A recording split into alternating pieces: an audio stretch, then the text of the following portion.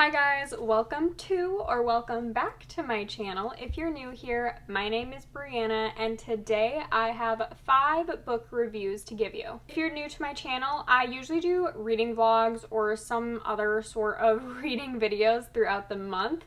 So this review today is just for books that I read off camera in the last probably like 5-ish weeks. I don't really do monthly reading wrap-ups anymore because I read so many of the books in my reading vlogs. So if I would talk about it again in a monthly reading wrap-up, I just feel like that'd be really repetitive.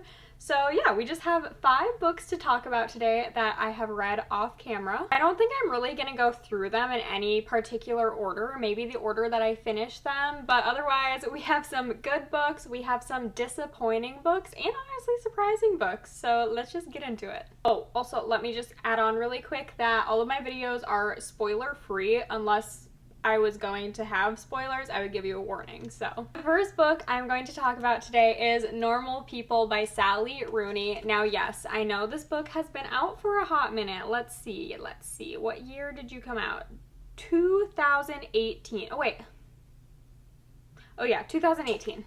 Yeah, you've been out for a hot minute, so long that Hulu was able to make a TV show. And it's also been on my personal TBR for a hot minute because I was actually recommended this book by one of the indie bookstore employees near me, and she is actually the mom of one of our high school friends. So we just always chit chat with her, and she was like, I feel like you would really like Sally Rooney, and I've always kind of meant to pick up a Sally Rooney book, but I feel like the reviews are always so divided. I was like, I don't want to risk it because I don't want to risk me like hating the book like a lot of the reviews do. But guys, spoiler alert, I ended up loving this one. I don't mean any spoilers about the book. I was just saying spoiler alert for my opinion because usually I tell you at the end of the review. Since this book has been out for so long, I feel like there's a good chance you already know what it's about or you've already read it. But if you haven't, this book is about Marianne and Connell. They both grew up in this small town in Ireland, I'm pretty sure it was. And Connell is super duper popular at their school, and then Marianne is kind of like the weird girl, which is so mean to say, but that's like how Marianne refers to herself in this book. So sad. My heart goes out to Marianne so much. Like, I feel like I related to Marianne so much. It's not even funny. Anyways, let me continue explaining what this book is about. Connell's mom works for Marianne's family. Like, Marianne comes from a wealthy family, so Connell's mom actually is like housekeeper, maybe is what you would call her. Connell and Marianne have always been pretty friendly with each other, even though Marianne is like the weird girl at school and other people don't really talk to her. Connell is actually really nice to her, and they start sleeping together, and Connell is afraid to admit that to anybody. Yeah, I know someone like that too. That's kind of how this book starts and how we start to see the relationship with Marianne and Connell, and then it continues to follow them throughout several years of their life after they graduate, when they go to college, and how they're always kind of weaving back and forth into each other's lives because Marianne is really hurt when Connell doesn't like want to admit to people that he's kind of with her. Like, they're not exactly dating, but there's definitely romance and feelings there for sure. And it's like, no matter what, these people cannot get away from each other. Like, they are growing and adapting to life so much, and everything just still like keeps coming back to them. I loved this book so much. I feel like a lot of that had to do with like something that I have personally went through that was very similar to what Marianne goes through in regards to her relationship with Connell. I also just think the writing is beautiful. It's very simple, yet like so many quotes hit so hard even though they're super simple. I did annotate this book, so I will read you some of my favorite quotes. I just did blue and green. I did blue for obviously like sad quotes, and then green for either happy or like romantic or just quotes that I liked. Let's find a few. Marianne hasn't seen him since May. He moved home after the exams and she stayed in Dublin. He said he wanted to see other people and she said okay. Now, because she was never really his girlfriend, she's not even his ex-girlfriend, she's nothing. If that is not the epitome of being in a situationship, I don't know what is. Marianne was so totally uninterested in what people thought of her, so extremely secure in her own self-perception, that it was hard to imagine her caring for attention one way or another. I just think that one is such a great quote to reflect upon and really see how Marianne is growing as a character throughout the book, and also something to give myself something to think about and work on. He has sincerely wanted to die, but he has never sincerely wanted Marianne to forget about him. That's the only part of himself he wants to protect, the part that exists inside her. Like, I'm sorry, I really didn't like Connell at times, but then there were quotes like that that help you see into his head and see that he is definitely struggling with some mental illnesses of sorts, and seeing inside his depressive mind and knowing what he's feeling, but also being so like true and raw, like in that quote. Oh my god, I'm like, baby Connell, I love you. But I don't justify all of his actions, like how he treated Marianne, and maybe that's just because I have lived some of what Marianne is living. But yeah, I loved this book so much. I think I initially gave it a 4.5 out of 5 stars, but like the more and more I think about this, the more and more I'm like, it might be a 5 stars. I don't know. Just know that I love it. Okay, and you should definitely read it if you haven't already. The next book I am going to talk about is The Tenant by Frida McFadden, and this was actually my book club's pick for June. So if you want to hear like my full discussion on this book, if you have read it, because that discussion does include spoilers, then make sure to go give my podcast a listen. It is the Chapter Chats podcast, and it is in my link tree, just if you want to go check that out. But this is Frida McFadden's most recent like whole novel. I think she might have come out with a novella recently. But I have been hearing very, very good things about this one, and I was really excited because I feel like some of the recent Frida McFadden books that I've read haven't really been hitting, and not that they were even like her newest releases, it was some of her backlog, but I did read The Crash and I was slightly disappointed in it. So when people were saying good things about this one, I was like, okay, I'm excited to pick this one up. This one follows Blake Porter, who is honestly living a great life. He is newly engaged, he has bought his dream house, and he's recently promoted to vice president at his company, but his whole world comes crashing down because he loses his job. So now he cannot afford his new house that he bought. He feels like his fiance doesn't really want to stay with him, but like she is staying with him even though he has no money now. Like they can't afford to pay for the mortgage of their house. So what they end up doing is looking for a tenant, like a roommate, to rent out one of the extra rooms in their house to. So enter Whitney. Whitney seems like a great candidate for the tenant of their house. She has a clean track record, like nothing comes up when they do a, what is it called? A background check. I don't know why my mind was blanking there, but like they do a background check on her and everything, and they even do reference checks on her. Like they call her manager to see how she does at work and if people like her at work. All checks out great. She seems like probably the perfect person that you would want to live with you. Her and Blake become like friendly toward each other because they're living together. So they're like, oh, yeah, we should probably try and be friends, even though Blake's fiance, Krista, does live with them too, of course. And things start to take a turn for the worse again in Blake's life, because after he becomes friends with Whitney, things just start being really strange. Like he has shared some stuff with her, like shampoo and food, that sort of thing. And he will go the next day and all of his stuff will be gone or eaten. Like Whitney used it all or ate it all. So he confronts her about this at work and she like blows up at him about it. She's like, you told me we could share these things until I was able to buy my own.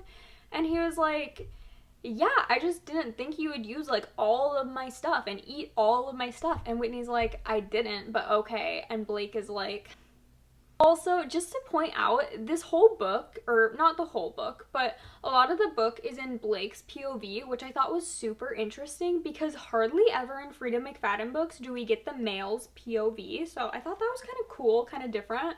Anywho's, things keep going on. Whitney's kind of like, this is the word I'm looking for. I don't know why I'm blanking on so many words right now. But she's kind of like egging Blake on with things throughout the house, like leaving dirty things, leaving moldy things, to the point where they have like a fly infestation in their house. Yeah, just stuff like that to kind of like get back at Blake. Now Blake and Whitney don't like each other at all. They really dislike living with each other. And I feel like that's all I should tell you, and you should just find out the rest for yourself. I gave this one a 4-star rating. I read it in under 24 hours. Obviously, it grabbed my attention. It was very, very fast paced. There were twists and turns. Probably after like the 50% mark, like very, very frequently. And I feel like that's really what I've been missing from Frida McFadden lately. With some of the recent books that I've read by her, I feel like I was just able to guess a majority of the plot twists. So with this one, I was very, very pleasantly surprised when I didn't guess the major plot twist right away. I feel like that's just what you always want in a thriller type of book. So if you are thinking about picking up a Frida McFadden book, I would definitely recommend this one. The next book I have is Nora Goes Off Script by Annabelle Monaghan. Again, this is another book that is a few years older at least, and I feel like a lot of people already know about it or have read it, but this book is about Nora. Obviously. She is a recently divorced single mother of 2, and she writes like movies, but like cheesy TV movies. Like, I thought of it like Hallmark movies. If you know, you know. But her most recent, what is it called, screenplay, is actually inspired by her own story with her husband, now ex. And it gets picked up to be a major picture, like we're talking movie theater, not just the Hallmark Channel. And they're actually filming it at Nora's house. So for however long, the whole cast and crew of this movie is staying at Nora's property. And after production wraps up, the male actor, Leo, decides that he wants to stay. And Nora's like, okay, I guess. So he basically pays her rent, or like if he were staying at a hotel, he pays her to stay with her and like experience this small town living, because he's a huge movie star and he's not used to this whatsoever. And Leo ends up staying for a lot longer than Nora thought he ever would, probably longer than Leo ever thought he would too, because Leo and Nora are falling for each other. And again, I feel like that's where I should leave it off because I don't want to give too much away, but oh my god, I love this. I ate this book up. It was so well written. I love Nora's character so much, just seeing her as such a strong, independent mother for her 2 younger kids. I think her son is 10 and then her daughter is 8. And seeing her just like pick up the pieces of when her husband left her, left the kids, and how she puts on a brave face every day for her kids is just so beautiful. I love moms. And then seeing her like in the life that she deserves is so, so beautiful, because my mom was a single mom for, well, she still is a single mom basically, but there was a time when she wasn't a single mom, when she was married to my dad for a few years of my life. But I have seen my mom be a single mom for a majority of my life, and really seeing her struggle and then seeing her overcome so many hardships to now have like what I think is a pretty great life is just so beautiful. And I'm literally gonna cry. I love my mom so much, and I am so grateful for all the sacrifices that she has made.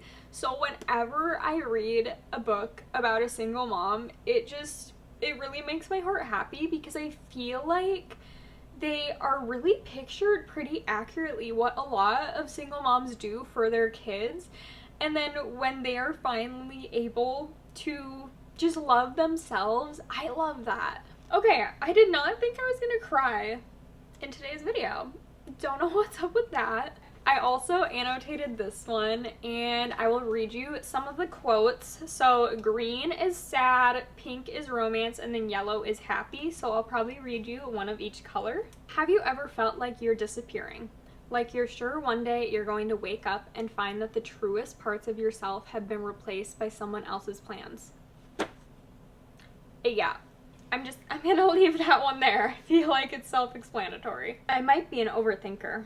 I'll fix you, he says, and I turn around to face him. He's joking, but I love the idea of being on the other side of the fixing equation. I love the idea that he thinks I'm worth the trouble. I love that buried deep in that sentence is a hint of a future tense. Once again, just gonna leave it there. I can't make my mind compute how long Leo's been here, but suddenly it feels like he always has been. Yeah, I loved this book so much. Definitely a 5 out of 5 star. Like, I finished it and I knew right away. I was like, I loved every second of this book. So next we have The Housewarming. I can't remember the author's name right now, but I'll insert a picture of it anyway so you guys will see it. But this was like a mystery book, and it's actually available on Kindle. And to me, this felt like kind of a Lifetime movie or Pretty Little Liars. Basically, 5 years ago on... what island was it? I don't remember the name of the island, but on this island, this group of friends were there for their annual like girls trip in the summer, and one of the friends goes missing. So 5 years later, there is a reunion, and none of these girls have really talked to each other since 5 years ago because the media thought that these friends were guilty of the other girl going missing, so that kind of just tore them apart, tore their friendship apart. But now they're all getting back together for this reunion, and you are reading each of their POVs on this reunion, on what they think of all the other girls. It is very messy. I will say I was very shocked by the reveal at the end because it is a mystery, so you're wondering the whole time. You're like, okay, but what did happen to the girl? Like, are we ever gonna find out what really happened? And we do. And it definitely shocked me. Definitely did not see it coming. I gave this one a 3.5 star rating. I overall liked the premise of the story. I feel like it could have been executed a little bit better. And I also just feel like the writing style wasn't my favorite. Not that it was bad, but it was definitely like a little bit harder to follow at times just because the writing felt a little choppy. Again, overall, a great premise, and I would definitely pick it up if you want like a fast mystery to read this summer. I mean, I think I did finish it within like a day or two, so it's definitely doable, even though I feel like the writing is a little bit weird. And also just jumping around POVs so much, I don't love that in books, but I can see why they kind of needed to do it for this book. So 3.5 stars, I definitely still enjoyed it, but it's not my favorite like mystery thriller. And the last book I'm going to talk about is A Sky Beyond the Storm by Sabaa Tahir. Now, if you watched my July TBR video, I talked about this one for a minute or two at the beginning of the video because I carried it over from June into July. And this was so disappointing to me, you guys. For reference, I gave An Ember in the Ashes 5 stars.